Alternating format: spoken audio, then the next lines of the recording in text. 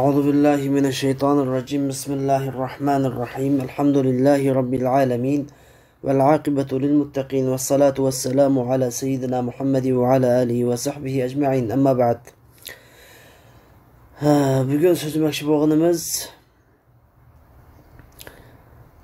fasohat balog'at sohasiga yanada qadam olganlar uchun tayyorlangan Durusul Balag'a namlı kitabımızın ikinci dersi. Biz dersinin mazmununa kirishdan avval ilgirki dersini tekrarlab o'tib ketaylik. Biz fasohat balog'at ilmini dastlabda bunun mavzusini ikki ekanligini, fasoha va balog'a deb mavzusini ikki ekanligini so'zlab, undan keyin aldı bilen fasaha degan nimaligini tarif qilib o'tgan edik. Fasaha degan 3 tane obyektda topildiganligi. Biri so'zlikda, yana biri jumlada, yana biri so'zlik ichida topildiganligini so'zlab o'tgan edik. Uni aldı bilen biz so'zdagi fasahatniki so'zdagi fasahatni tanishtirib, so'zdagi fasahat degan so'zliklarning eg'izga qam kelmaydigan harflardan salomat bo'lishi birinchi. Ikkinchi, so'zliklarning morfologiya qoidasiga xilof tuzilib qolmasligi, kelib qolmasligi. Uchinchisi, so'zliklarning yot so'zliklardan bo'lib qolmasligi deb shuni tafsili bayon qilib o'tgan edik. Endi bugun so'zlamoqchi bo'lganimiz bo'lsa, jumladagi fasohat, ya'ni fasohat uch obyektda bo'ladi, biri so'zlikda bo'ladi, yana biri jumlada bo'ladi, yana biri mutakallimda bo'ladi.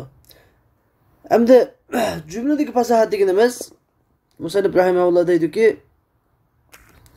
"Ve fasahatul kalami salamatuhu min tanafulil kelimati mujtemi'aten." Cümledeki fasahat deganimiz cümlenin sözlüklerinin bir yerga jam bo'lgan holatida ig'izga qam kelmasligidan salomat bo'lishi. Bir. Bunda degani, ya'ni so'zlarni, bunda cümleni o'qigan vaqtimizda sözlükler fasahatlik sözlüklerden terk topgan bo'lsa bu cümle, lekin bir yerga kelganchig'imizda, bir yerga kelib shu o'qigan vaqtimizda og'izga qam kelmaydigan bo'lib qolishi demakchi. Ikkinchi, va min da'fit ta'lif, ya'ni tuzilishi, qurilmasi, cümlenin qurilmasi ojiz bo'lib qolishdan salomat bo'lishi. Üçüncüsü, chigish, cümleniki chigish bo'lib qolishidan. Chigishlik ya labziy bo'ladi yoki ma'naviy bo'ladi. Shu chigish bo'lib qolishdan salomat bo'lishi, ma'nosi ya'ni tushunilmaydigan, murakkab bo'lib qolishdan. Mushlarning hammasi ya'ni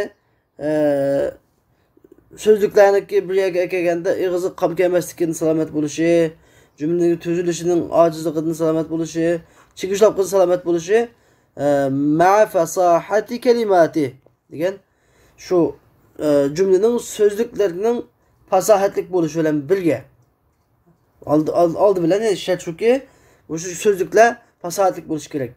Chunki biz sözlüklarning fasahat bo'lishini ilgirki darsda so'zlab o'tib bo'ldik. Ya'ni so'zdagi harflarning ig'izga qam kelmasligidan salomat bo'lishi, so'zlikniki morfologiya qoidasiga xilof kelmasligi, so'zliklarning yot so'zlar bo'lib qolmasligi deb so'zlab o'tdik. Ya'ni mushu shartlar bilan birga yuqoridagi mushu 3 tane shart, mushu 3 tane, mushu illat, mushu 3 tane ib tepilmasa bu cümle fasahatlik cümle bo'lgan bo'ladi deb uni Musannif rahimahulloh buni tafsili bayon qilish kelishdi. فالتنافر وصف في الكلام يوجب ثقله على اللسان وعسر النطق به.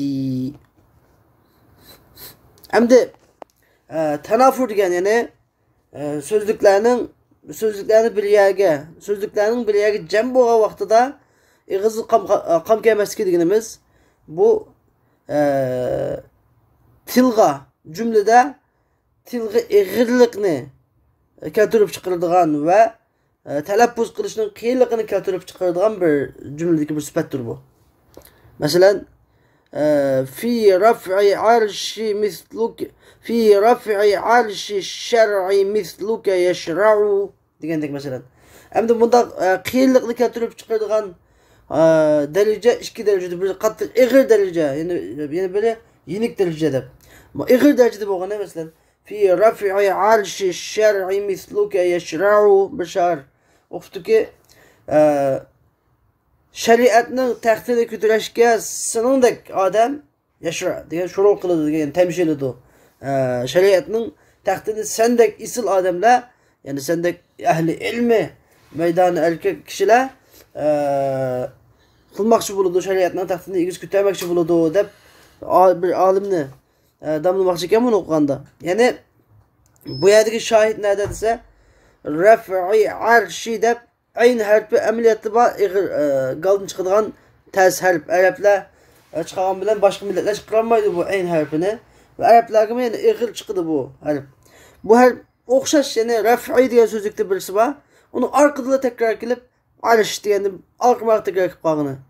Onu kendinden ra harfinden raf'i'de bir ra harfi, arş'de bir ra harfi 2, şer'de bir ra harfi 3, yeşra'da 4. Şin harfinden, yani ayn harfinden 4. Ayn harfinden 4, onun şin harfinden 3. Yani bu kısa bir sözde tekrar gelişi ve cümlelerindeki okşaş harflik cümlelerini bir sözlüklerini bir yakap kılışı.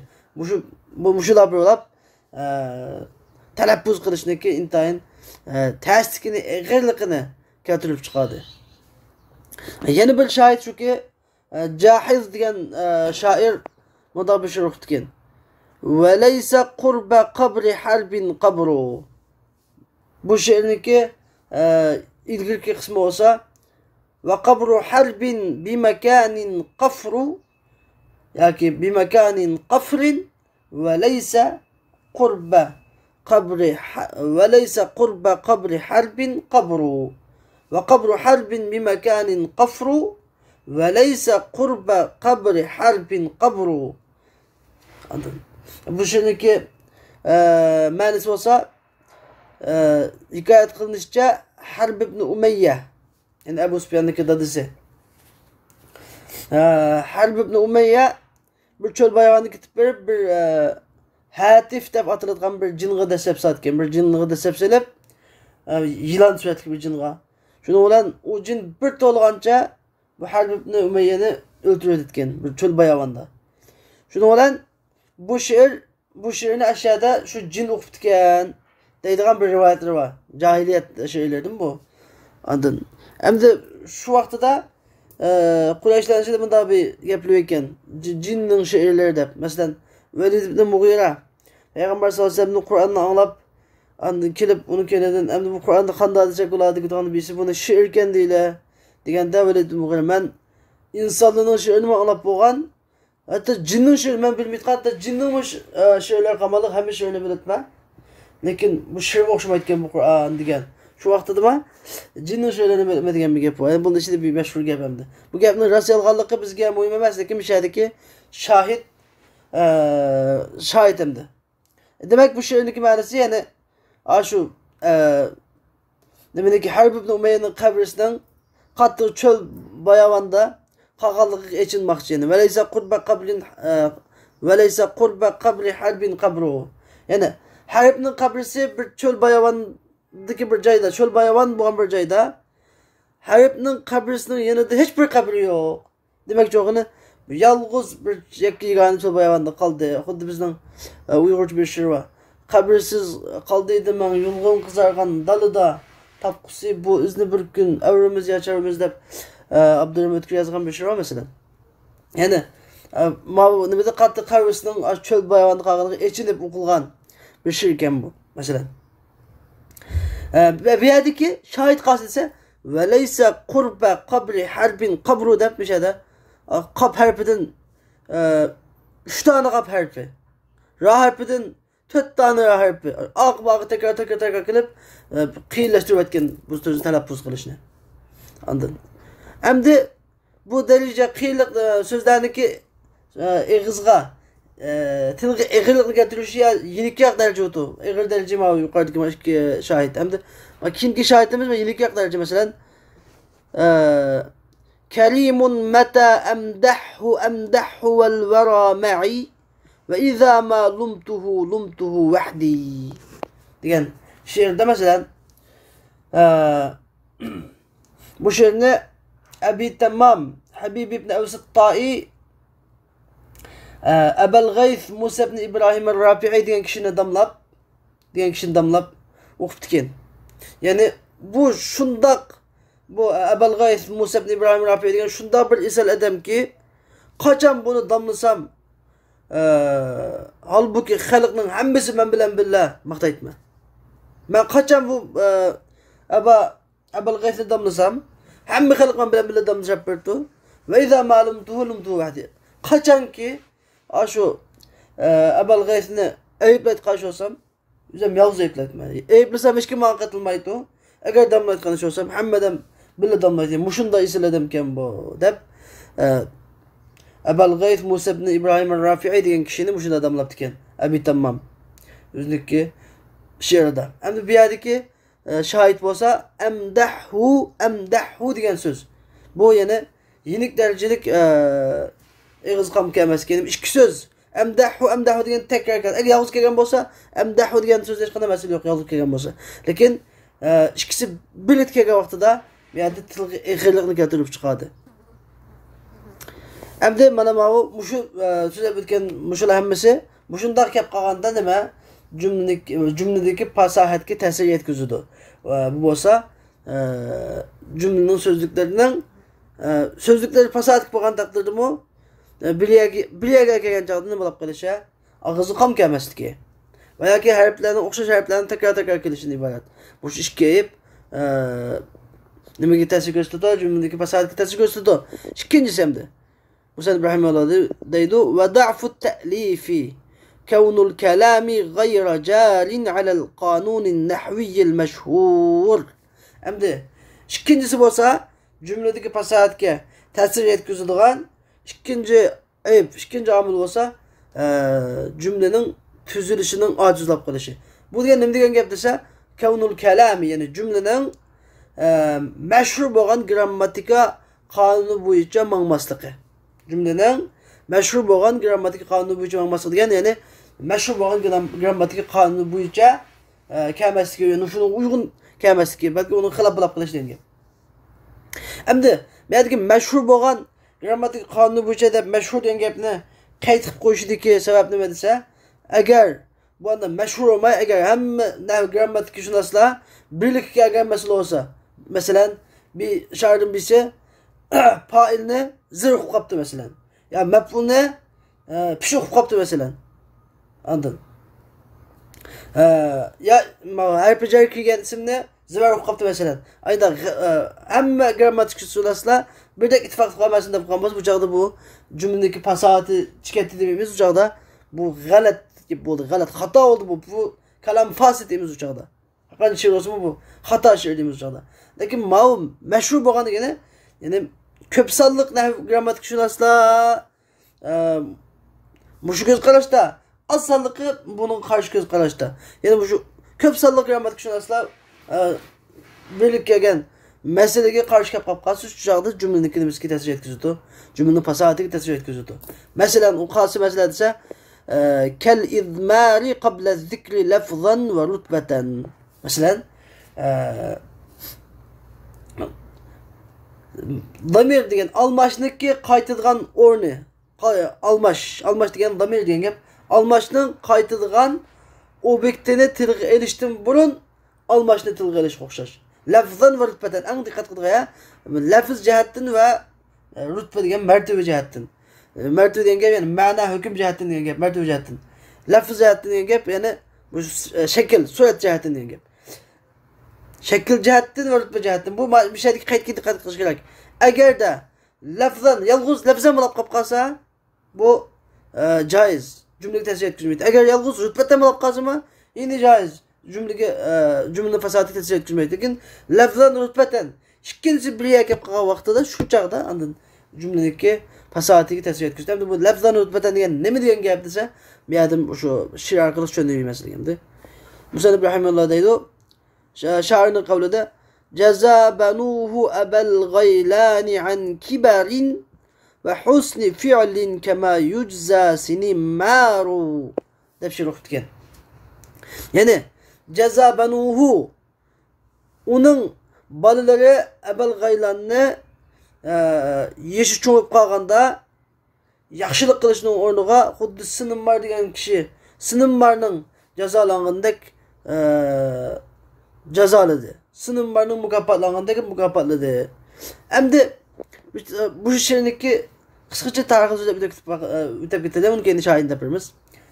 Sinimar degan kim desa, Sinimar degan bir Rumluq bir me'morchi ekan, binokor. Ajoyib usta binokor.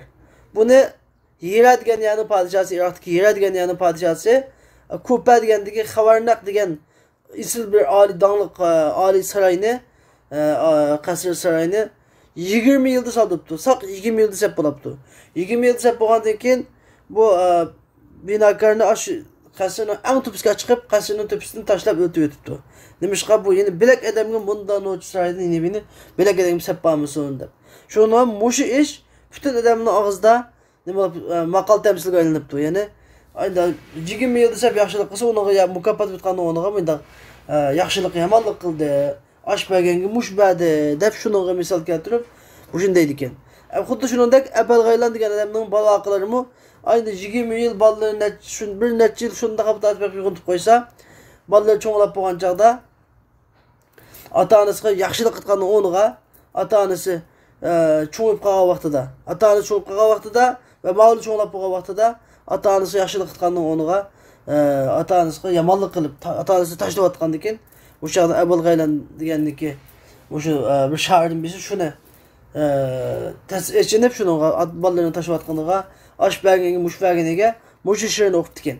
Endi bu yerdagi shoir degan nima desa, bu yerdagi shoirimiz masalan Jaza banuhu Abul Gaylan deb qo'ydi. Uning bolalari Abul Gaylan degan, uning bolalari Abul Gaylan degan gap asli u degan kim Abul Gaylan. Bu yerda Abul Gaylanni keltirishdan burun hu degan damirni keltirib qo'ydi. Mushu izmar qabla zikr. İzmar qabla zikr qanday durustdir desa, ya lafzan bo'lsa yoki rutbatan bo'lsa durust. Lekin lafzan rutbatan ikkinchi bir yakib qanchaqda durust emas. Endi bu yerda lafzan rutbatan ikkinchi gap qoldi. Buni men gap desa, bunda qaraydigan lafzan degan shakl, masalan. Biz jaza banuhu degan, banuhu degan zamir shakl jihati 5 ta. Abul Gaylan degan zaminning marji, damirning marji, ya'ni qaytadigan obyekti Abul Gaylan oxirda. Va shakl jihati oxirgi kelmata, endi rutba jihati, martaba jihati degani asli martabada dastlabki fi'il kelish, fi'ildan keyin fa'il kelish, fa'ildan keyin maf'ul kelish kerak. Endi bu yerda shunda qaraydigan bo'lsak, banu jaza degan fi'il 5 kelibdi to'g'ri. Banu degan fa'il nima deyapti? 5 kelibdi. To'g'ri. Undan Abul Gaylan degan maf'ul oxirda kelibdi to'g'ri. Demak, bu to'g'ri bo'lgan joyda buni ma'no aytachaqda o'zgartirib o'tish bo'lmaydi. Agarda bu xato olib qolsa, tartib jihatda ilgari kim bo'lib maf'ul oldiga chiqib qolsa, ma'no aytgan joyda buni keyingi tartib ma'no qiladi. Xuddi Alloh taolaning va izibtala İbrahim Rabbuhu deganda masalan Rabb asli bunun izmar qabla zikr bo'lgan oyatdir, lekin İbrahim'e degan maf'ul 5 chiqib qoldi. İbrahim'e Rabbu degan fa'il keyin chiqib qoldi. Ma'no aytachaqda likkida biz ma'no aytachaqimizni tartiblam, ya'ni va izibtala Rabbuhu İbrahim'e deb bunday aytadi. Chunki Rabbini 5ga kelib İbrahim alayhisolamning parvardigori İbrahimni seni deblam biz Rabbu İbrahim deb ma'no aytamiz. Nimishqa? Fa'ilni 5ga chiqaramiz. Lekin mayadikiday fa'il 5 da maf'ul kinlab qolsa biz ne maf'ulni 5ga chiqarmaymiz ma'no aytish uchun. Nimishqa? Anda chunki bu to'g'ri urilishliq. Shuning bilan mush sababdan joiz emas bo'lib qoldi.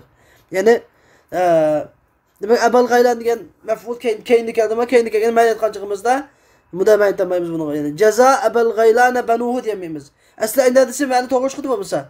Yani Ebel Gaylanni balalari jazoladi desa to'g'ri chiqdi, lekin Ebel Gaylanni banuning boshqa chiqmaymiz demişqa. Ebel Gaylan degan maf'ul, banu fa'il. Tartib jihatda ma'ni nima aslisa tartib jihatda fa'il bo'ldi chuytu, undan keyin maf'ul keyinni chuytu. Biz ma'ni tarjima dastlabda bunda qilgan bo'lsa jumlani butdi, lekin ma'u shaklini yozib bo'lganda fa'ilni bo'ldi, maf'ulni keyin qilib bo'lgandan keyin biz ma'ni tarjimada uni cho'rib ma'nisini cho'rayapmiz. Shuning uchun bu shu nima jihatdimi? Tartib jihatdimi? Yani martaba jihatdimi? Surat jihatdimi? O'xshash idmar qabla zikr bo'lib qoldi. Shu sababdan nima bo'lib qoldi ma'u joiz emas. Yani mashhur grammatikashunoslarniki mashhur ko'p sonliqi bu joiz emas deb fatvo bergan. Az bir qismi Ahbash bilan İbn Jinni degan ikki grammatikashunos ular bu deb degan bilan, lekin ko'p sonliq grammatikashunoslar bu joiz emas degan. Endi mana buni za'fi ta'rifni tushunib oldik. Bu yerda mashhur qoidaga xilof kelib qolsa, shu joyda jumla fasodiga ta'sir yetkazadi. والتعقيد أن يكون الكلام خفي الدلالة على معنى المراد على المعنى المراد. Üçüncüsü olsa, birincisi tenafurul kelimat mujtemiaten. İkincisi da'fut ta'lif. Üçüncüsü ve ta'qid, yani cümlenin çıkış olap kılışı. Hem cümlenin çıkış olap kılışı ne yaptıysa en yekunel kelamu khafiyet dalaleti alel ma'nal murad. Yani cümlenin irade kılıngan muddaaga, irade kılıngan ma'niga dalalet kılışı, mahfi olap kılışı degan gap, çıkış degan gap. Endi vel khafa'u, yani bu mahfilik biz tilgan bu mahfilik, yani cümlenin irade kılıngan ma'niga dalalet kılışı, mahfi olap kılışı, bu mahfilik imma min cihatil lafz, yoki lafz tarafdan, yani söz tarafından, sözniki şekli tarafından buludu. Bisebebi takdimin ev ta'khirin ev faslin. Ya ilgili, yani kin akitkan yaga aldı baldır akipseliş sebebinden yoki baldır akitkan yaga kin akilish sebebinden yoki ulab akitkan yaga ulab akildigan, yani ayrı ötiş sebebinden bo'lgan bu 3 tane sebepten ma'naviy nima lafziy chigishlik kelib chiqadi. Ve yusamma ta'qidan lafziyan, bu ağza, yani lafziy chigishlik, yani shu xat so'zdagi chigishlik degan. So'zning o'zida bor murakkablik, chigishlik, tutuqliq degan gap. Masalan, buni shohid keltirib dedikmi musannif ka qawlil mutanabbi degan shoirning o'xshash. Jafaqat va hum la yajfaquna biha bihim shiyamun alal hasabil agharri dalailu diye maşirine dalib keldi. Yani bu şe'rda tertib jihati qattiq baldi aytganda kina kelib, ulab aytganda uzib o'tib, ayirib o'tib, kina aytganda baldi kelgan masala bor. Fa inda taqdirahu diye buni taqdirini da'vatida hozir. Fa inda taqdirahu bu şe'rning asli qoidasi to'g'ri aytilishi o'zi mudok qilish kerak deydi. Jafaqat bihim shiyamun dalailu alal hasabil agharri ve hum la yajfaquna biha. Asli qoida to'g'risi ma bu. Yani beşikide yoğandı qanday ma'ni chiqdi, ma'ni qilmaydi beşikde mesela. Jafaqat degan faxrlandi. Ve hum la yajfaquna, ular faxrlanmaydi. Bihim ular bilan. Shiyamun degan gap fazilat, axloq. Alal hasabil agharri degan farloq, shan shuhratga, dalailu degan dalillar. Demek ma'ni qo'shmaydi bilan, uddaz. Lekin bunun aslisi ma'ni cümlenin to'g'ri keladigan joyda ma'ni chiqdi bundan. Bunun aslisi nima? Jafaqat bihim shiyamun dalailu alal hasabil agharri, yani ular bilan, yani damlaning shu kishilar bilan, ular bilan shiyamun dalailu alal hasabil agharri degan, yani ularning parlaq ati-bo'sining shan shuhratiga dalolat qiladigan axloqlari faxrlanadi. Ular bilan ularniki ati-bo'sining parlaq shan shuhratiga dalolat qiladigan axloqlari faxrlanadi. Va hum la yafaquna biha. Ulu axloqlar bilan ulu faxrlanmaydi. Ularniki ati-bo'sining shan shuhratiga dalolat qiladigan axloqlari ular bilan faxrlanadi. Bunda demak yo'qni qattiq bilmoqchi ekanimda. Bu kishilarni bular qilgan isil ishlar bilan faxrlanmaydi. Biz bunda ish qilib bitarmizmi? Balki bu qilgan ish izlari ma'olidan baqirinibdi. Buniki ayni isil ish qilganligining dardida, isil ish qilgan dardida buni qilgan ish izlari ma'olidan baqirinibdi. Ya'ni buniki isillik hatta atı buğusunun sanşahatını meşgul etti. Bu atı buğusulan bula damlanıp at bizi anda adamın bası mudabalarının balası hep demeyi da damlanmaydı belki bunu qilgan işlerge bunda qarpaq adam aqllan qarasa atı buğusunun qilgan meşgul etti bunu qarşı. Demekçi hem de. Buna damlamakçı. Bir yerdeki şahit qasid ise birinci mesela bu şair Mutanabbi'nin maqılda cefakat bilen bişimnin arasında cefakat bilen bişimnin arasında ayırmadı. Ve hum la yecfakune biha diyen ahirdeki tıkan sözünü aldığa çıkıp koyup ulap cefakat bihim diyen cefakatninki mutaallikat bihim. Badiyen harfi cerge cefakat badiyen harfi cer cefakat diyen fiil mutaallik. Aslında bunu bir yerde kiliş gerek bir yerde kiliş olan gerek boğan sözünü ayırmadı. Ve hum la yecfakune biha diyen ahirdeki kiliş gerek olan sözünü aldığa çıkıp koydu. Bir yerde kiliş gerek olan sözünü ayırmadı. Onun kendiden şiyamun alel hasabil agari dalailu diye ya da şiyamun diyen asli mevsuf dalailu diyen sıfat sıfatla mevsuf bir yerde keliş gerek bunu oturun elbette bunuğa ne demek koydu şu alel hasabil agari diyen gapni şiyamun bilen dalailu atırsın ki bunu ayırmadı onun kendiden şu demek bir yerde bana baldıya kiliştiği çıkan gapni kine gap koydu mesela. Dalailu degende baldıya kiliş gerekti. Bunu kine gap koydu. Elbette. Onun için la yecfakuna biha degende ve hum la yecfakuna biha en ahirde kiliş gerekti. Bunu aldığa çıkıp koydu. Aşağı kılıp demek bu şu cümledeki terkibide kurulmasında ilgili kılış ilgili kılıdığan yerde keyin kılıdığan yerde ilgili ulap getirdiği yerde üzüp getirgenlik üçün bir yerde çiğ yüzmedi. Biz maalesef ta ki üzümüz 10 şıkımızca okulamıyordu. Bana bu şu labzi, ta'kid labzi deb atıldı. Yani cümledeki sözlüklerdeki nima? Sözlüklerdeki çıkışlık deb atıldı. Hem de bu çıkışlık ya ki musannif deydi ve imma min cihatil ma'na. Ya ki bu çıkışlık ma'na taraftan buludu. Sözün üzü taraftan bulmay, ma'na taraftan buludu. Mesela kadar ise bisebebi istimali mecazatin ve kinayatin la yufhamul muradu biha diyen murat maksat muddaa düşünülmeydiğin mecazlarını ve kinayelerini işitiş sebebi bilen. Murat maksat şunu bitkan mecaz kinaya diyen gap mesela Arap'ta kullanıp kemigen. Narak bu gap bilen alakası yok olan bilek gapni mecaz kılıp kinaya kılıp Arap'ta işletilip kemigen mecazını işletiş. Anladın?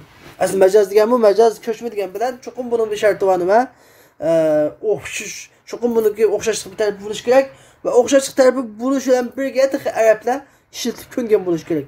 Arap'la işletip könmügen gapne kitap koşu yine bulmaydı. Bunun da batılıdı ve yusamma ta'kiden ma'neviyen. Manevi çıkışlık da batılıdı. Mesela buna şahit getirip dedi ki senin kavlun okşaş neşeral meliku el sinetehu fil medine muliden cevasisehu. Mesela sen padişah şehirge casuslarını, şpiyonlarını takip etip demekçi olap sen. Padişah şehirge tillerini takip etip desen, tillerini desen bu doğru olmaydı. Demiş ki ayetler adı casus diyen til diyen gapni işitip kemenlik. Bu demiş ayetim okşumaydı casus diyende çukum casus diyenni Araplar qanday işitip kelganda ve savabı to'g'risi nashara uyunahu padişah şehri ko'zlarini takip etibdi deb ko'z degan gapni ishitib keldik. Buning ikki sababi bor. Birisi ayn degan gap chunki casus degan bizning Uyg'urchada bir kim ko'z quloq qilmoqma va ko'z ekan. Ko'z maydachiq bir ko'z ekan. Yoki mana bir ko'z quloq bo'lib qolgan gapmi bor birinchi. Ikkinchidan ko'z deganga shu casus deganga qarshi qattiq kuzatish bilasini kuzatishma ko'zdan ko'z qadam degan. Bu shuniki aloqasi bor, qattiq aloqasi bor. Demak bu degan pochinni so'zlab butunlay irod qilish degan gapdan. Anladın? Pochinni so'zlab butunlay irod qilish degan gapdan. Lekin til descha kim casus degan tilni ishlab bitib beradi. U bu yarsini kuzatishni til ketmaydi u. Demak majatma to'g'ri emas. Buni keyin Arablar ishitishyaptimi? Bu elçiler degan gapni işitib kelganlik. Jasus degan gapi ayn degan gapni işitib kelganlik. Demek mau nima bo'lib qoldi? Majozni xato ishiltish. Xato ishiltish sababli nima bo'lib qoldi?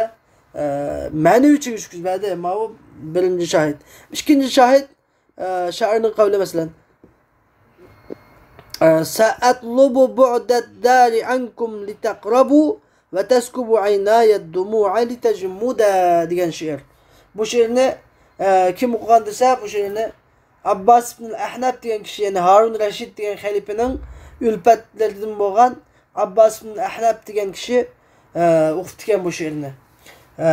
Nima deb desa, Sa'atlubu bu'da ad-dar ankum litaqrabu. Men qo'ro'jayning yiroqligini, men sizlardan uy qo'ro'jayimning yiroqligini sizlarning menga yaqin bo'lishinglar uchun tilayman. Va taskubu aynaya dumu'a litajmuda. Mening ko'zlarim ko'zimdan yosh to'xtab qolish uchun yosh to'kidi. Mening ko'zlarim ko'zimdan yosh to'xtab qolish uchun yosh to'kidi. Endi buning ma'nosi nima degan gap desam, bu she'rniki ikki xil ma'nosi bor. Bir ma'nosi, ya'ni Miftahul Adat degan kitobda Abdulqodir Zamonlarniki g'ib va zur hubban tazud degan bir gapi bor. Endi buni o'sha Harun Rashidga atab o'qigan bo'lishim ehtimol. Harun Rashid bitim kamidingiz yana nima desa, endi o'sha g'ib va zur hubban tazud. Patpat ziyorat qilibdi, patpat yo'qolib ketib turgan. Muhabbat ziyoda o'tu. Ya'ni o'zlaridan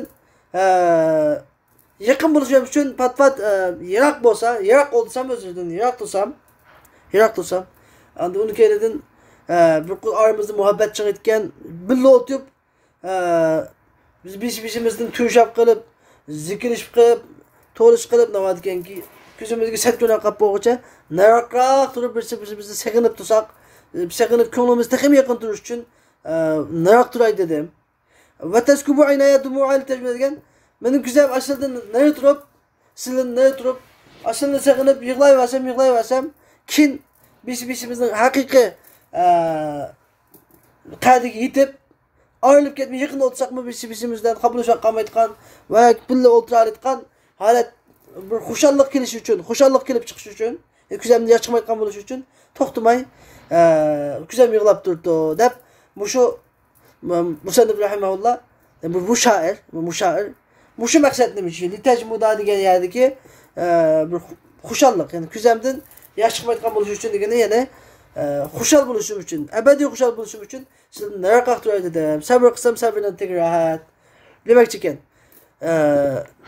Yana haythu kanna bil jumudi anis surur. Ya'ni bu yerda bu shoir jumud, ya'ni ko'zdan yosh chiqmaslikni xushallik, ko'zdan yosh chiqmaslik degan gap bilan xushallikdan kinoya qildi deydi. Ya'ni xushallik kinoya qildi. Bu ko'zdan yosh chiqmaslik degan gapni xushallikka kinoya qildi. مع أن الجمود يكنى به عن البخل وقت البكاء.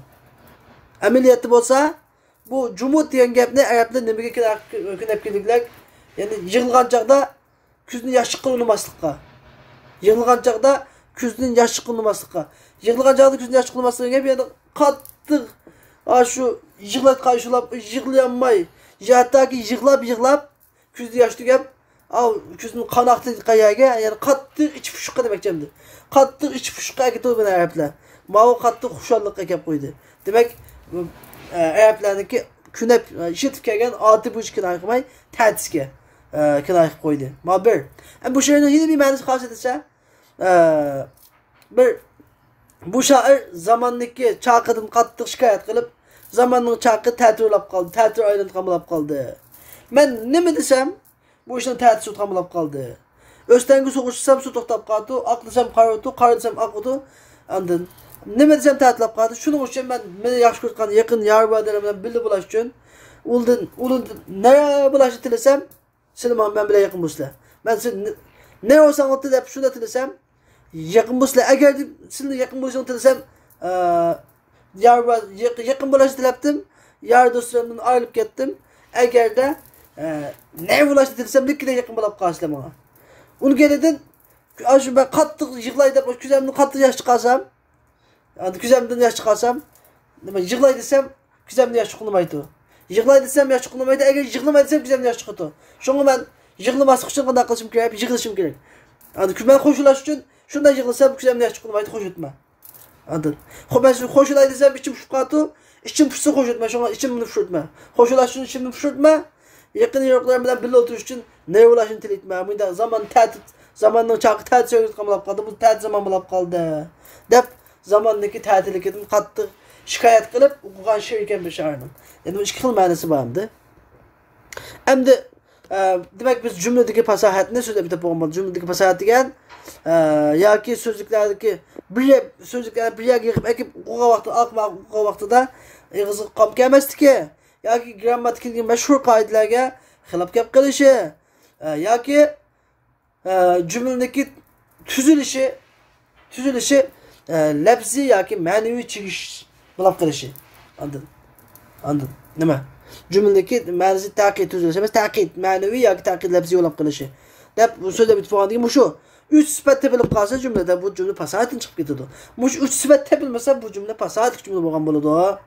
Deb uni keyin 3-chi biz 5ta fasohat degan 3 obyektda tepiladi. Biri so'zda, yana biri jumlada, yana biri so'zlik ichida degan hamda. Yani 3-chisi va fasahatul mutakallim. Yani so'zlik ichidagi fasohat bo'lsa, malakatun yuqtadaru biha ala at-ta'biri anil maqsudi bi kalamin fasih. Yani murad maqsaddan fasahatlik cümle bilen ibaret sürüşke qadir bulunadigan melakat, iqtidor, qobiliyat, talant. Mushu nima deb ataladi? So'zlik ichidagi fasahat. Fi ayyi g'aradin kan. Qanday g'arazda bo'lsin. Bir kimni damlash uchun bo'lsin, yoki sukash uchun bo'lsin, har qanday sahada bo'lsin, ish qilib, ko'ngildagi murad maqsadni ro'shan ifodalar etgan. Ko'ngildagi murad maqsadni ro'shan ifodalar etgan bir qobiliyati bo'lsa, odamning qobiliyati bo'lsa, naydi tezlikda uni qalliq qotib o'tirmasa, kekeshlab qolmay, duduqlab qolmay, ravon holda boshqa aniq tushunayotgan, naydi hikmatli holda, fasohatli holda tushunayotgan holatda ittik javob qaytara oladigan. Ko'ngildagi kelgan gapni, kalamin nafsini, ko'ngildagi gapni, ko'ngildagi so'zini nayt tezlikda, nayt ustulik bilan ifodalar etgan iqtidor nima deb ataladi? Bu tek so'zlik ichidagi fasohat. Buni bizda Uyg'ur tilida notiqlik deb qo'yamiz. Yani notiqlik. Endi notiq odamlar bor. Gapdan odamlar bor. Yani tug'ilma. Bu xarakter, bu fasohat asosi tug'ilma bu. Alloh taolo taqdim ikki xil o'tib birisi g'ariza, nima g'azira yoki g'ariza o'tu, yana birisi muktasaba o'tu. Yana birisi Allah yani tug'ilma talant o'tu. Birisi tug'ilma talant. Yana birisi ügüniş orqali mesela diktor riyosatchilar mancha yil ügün o'taydi masalan ular. Mesela Abduqayim Mo'min degan bir riyosatchi bor diktorimizniki. Nayt ovoz ajoyib fasohatli. Ular mancha yil ügün o'tu. Maxsus o'sha maktablarda o'qib, diktorlik kasbida o'qib. Ba'zilar ayt tug'ilma, o'rganmasa bu tug'ilma mida fasohatlik, endi gapdan odamlar, notiq odamlar bor. Mana bu shu nima deydi, mutakallimdiki so'zlik ichidagi fasohat deb ataladi. Mana bugun so'z demak biz xulosa kalam fasohat degan 3 ob'ekt tepiladigan, biri so'zda tepiladigan, biri jumlada tepiladigan, yana biri so'zlik ichida tepiladigan. So'zligi fasohat deganimiz so'zliklarning ig'izga qam kelmaydigan harflardan xoli bo'lishi, so'zliklarning morfologiya qoidasiga xilof bo'lmasligi, so'zliklarningki yat so'z bo'lib qolmasligi ekan. Chunki nima uchun morfologiya qoidasi desa, chunki morfologiya degan tamom so'z tadqiqotayna. Anladin? Endi jumladagi fasohat degancha desa, jumladagi fasohat degan jumla fasohatli bo'lish uchun buningda so'zliklarni bir yerga yoqqanda o'qigan vaqtimizda og'izga qam kelmaydigan so'zliklardan bir yerga yoqqanda, bir yerga yoqmaganda og'izga qam keladi. Bir yerga yoqqanda og'izga qam kelmaydigan bo'lib qolishi. Bunda illatdan salomat bo'lishi. İkincisi grammatik qoidasiga xilof kelmasligi. Nima uchun grammatik qoidasiga deydi jumla kelganligini, chunki grammatik degan jumla haqida tadqiqot olib bordi. Grammatikaning obyekti nima? Jumla. To'xtamay jumla. Morfologiyaning obyekti so'z bo'lgandek. Uni keyin jumlaniki mesela dafit ta'lif deb qo'ygan ona. Uni keyin jumlaning ma'nosidagi yoki lafzining yoki ma'nosining chigushlab qilishdan hali bo'lishim. Buni deb ataladi. Mana shu jumladagi fasahatlik bo'lish uchun jumla mushuk illatlardan xoli bo'lish kerak. Endi uchinchisi bo'lsa, mutakallimning fasahati degan ya tug'ilma butu, ya o'rganish orqali butu, ya'ni ko'ngli kelgan gapni nihoyat tezlikda usullik bilan boshqalarga tushuntira oladigan ravon holatda bunda talant, bunda qobiliyat, iqtidor mutakallimdagi fasahat. Mana shu uchni jamlashgan vaqtida fasahat degan gap vujudga chiqadi deb Musannif rahimahulloh fasahatni bunda ta'rifladi. Bundagi darsimizda balog'atni tushuntirib o'tamiz va oxir davona alhamdulillahi robbil alamin.